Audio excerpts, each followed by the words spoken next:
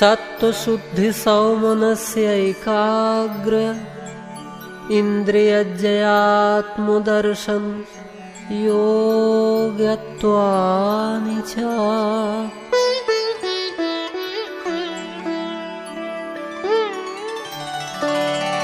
और इसके अतिरिक्त अंतःकरण की शुद्धि, मन में प्रसन्नता, चित्त की एकाग्रता, मन सहित इंद्रियों का वश में होना और आत्म साक्षात्कार की योग्यता आ जाती है।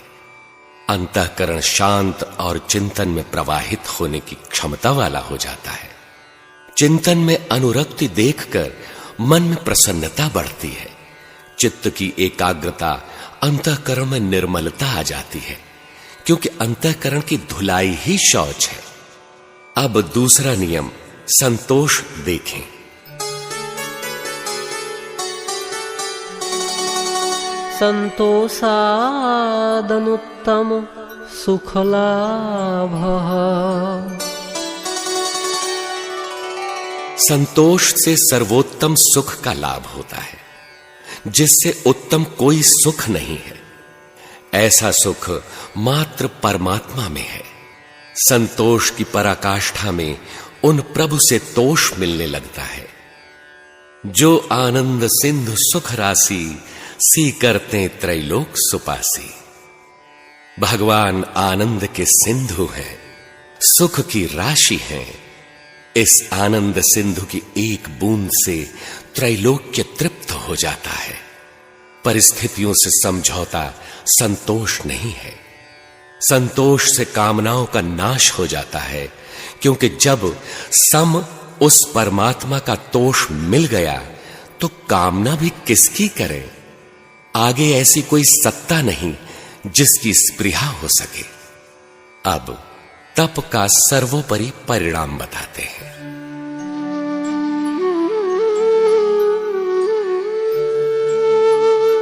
कायेन्द्रिय सिद्धिर्शुद्धिक्षया तपसः।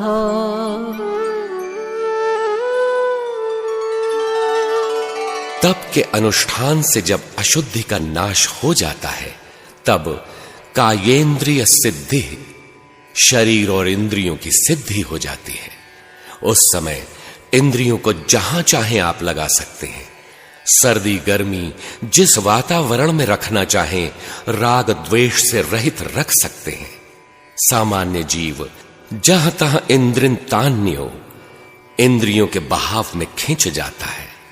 गीता में भगवान कहते हैं कि विषयों में विचरती हुई जिस इंद्रिय के साथ मन रहता है, वह एक ही इंद्रिय अयुक्त पुरुष के मन का अपहरण उसी प्रकार कर ले जाती है, जैसे झंझावात नाव का अपहरण कर उसे डुबो देता है। इसलिए पहले इंद्रियों का संयम कर मन को साधना में लगा।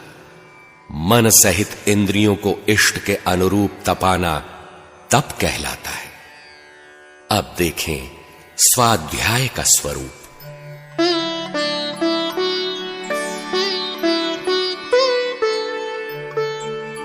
स्वाध्यायादिष्ट देवता संप्रयोगः। स्वाध्याय का अर्थ है स्वयं का अध्ययन।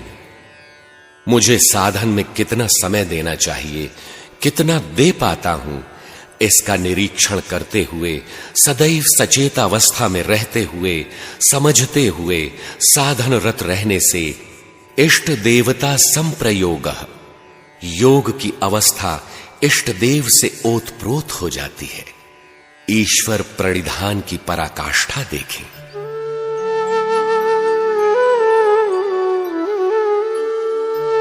समाधि सिद्धि ईश्वर प्रणिधानात्।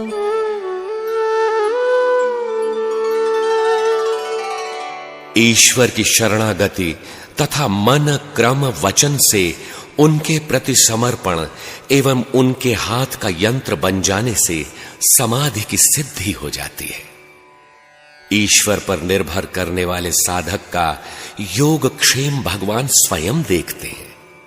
अतः साधन का अनायास और शीघ्र पूर्ण होना स्वाभाविक है।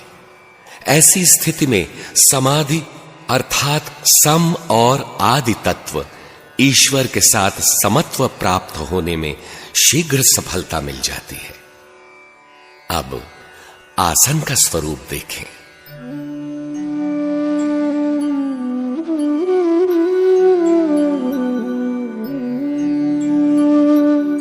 स्थिर सुखम आसनम।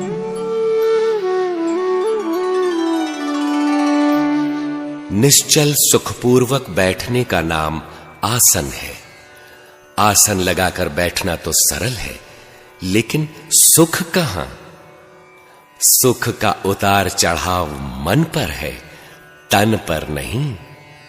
यह आसन कैसे सिद्ध होता है, यह बताते हैं।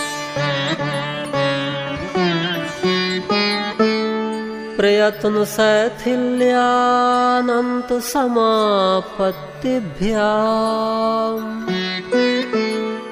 उक्त आसन प्रयत्न की शिथिलता से और अनंत अर्थात परमात्मा में मन लगाने से सिद्ध होता है।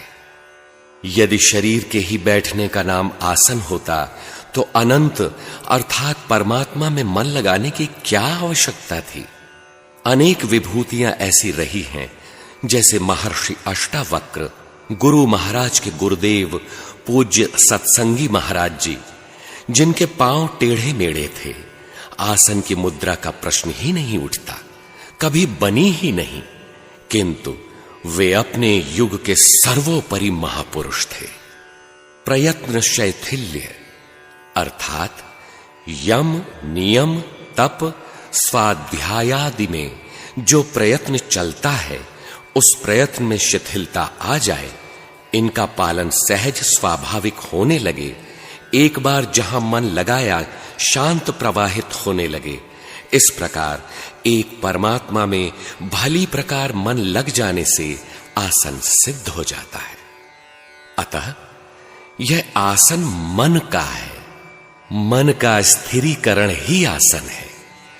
भजन के लिए शरीर की एक निर्धारित मुद्रा है, जिसमें शरीर, शिर, मेरुदंड और गर्दन एक सीध में होने चाहिए।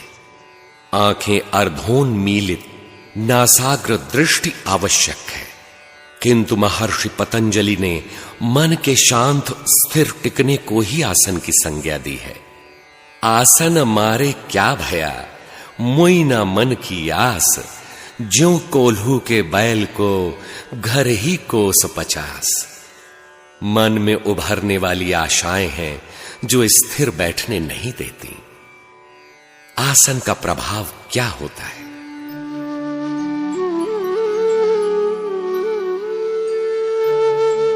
ततो द्वन्द्वानभिघातः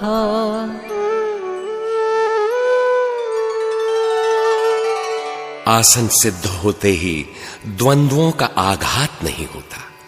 राग द्वेष, भले बुरे, उद्वेग द्वंद्व हैं जो मन को दुविधा में डाल देते हैं। प्रकृति के विरोधी पहलू से भी उसके हृदय में कोई प्रभाव नहीं पड़ता। उस समय उसकी अवस्था कैसी होती है?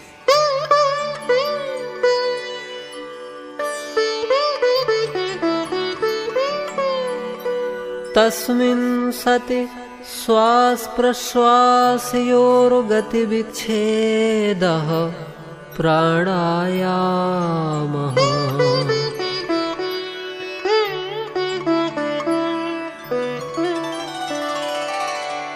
उस आसन के सधते ही श्वास और प्रश्वास की गति का रुक जाना प्राणायाम है।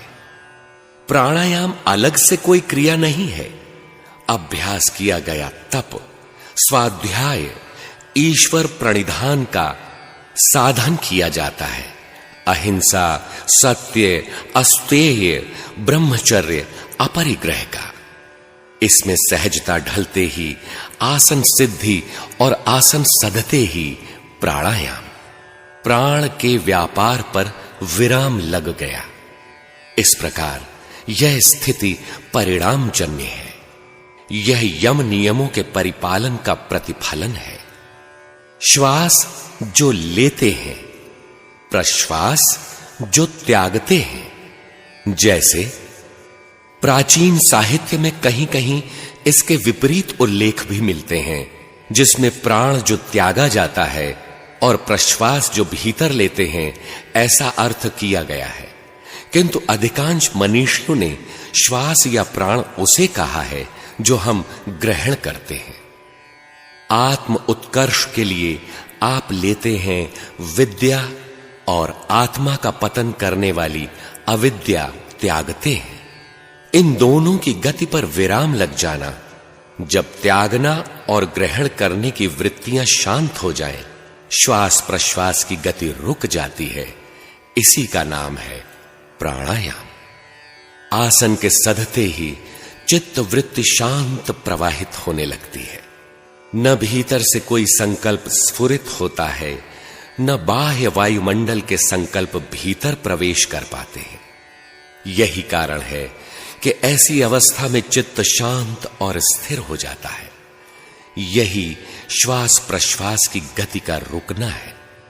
यदि आंतरिक या बाह्य वायुमंडल के संकल्प टकराते हैं तो स्पष्ट है कि अभी आसन नहीं सिद्ध है, क्योंकि आसन सधते ही संकल्प शांत हो जाते हैं।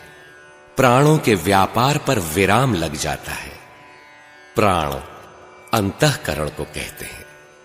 भगवान श्री कृष्ण के अनुसार सर्वाणि इंद्रिय कर्माणि प्राण कर्माणि चापरे आत्मसंयम योगाग्नौ जुह्वति ज्ञान दीपिते।